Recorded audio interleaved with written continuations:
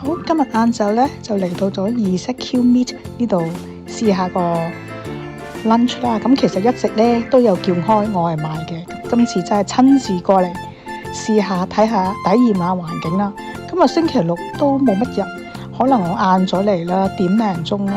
咁發現咧，原來呢間鋪咧隔離咧係有停車場嘅，係佢哋自己嘅，所以咧係好方便泊車嘅，大家唔使擔心冇車位啦。始終石岐區街口都好難泊車。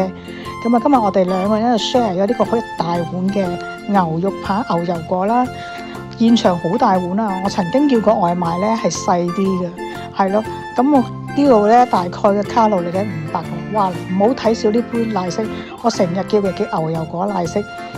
哇！如果外賣咧幾乎係少一半，所以咧一定要喺現場飲會好啲，真係好好飲，唔錯，值得推介嘅。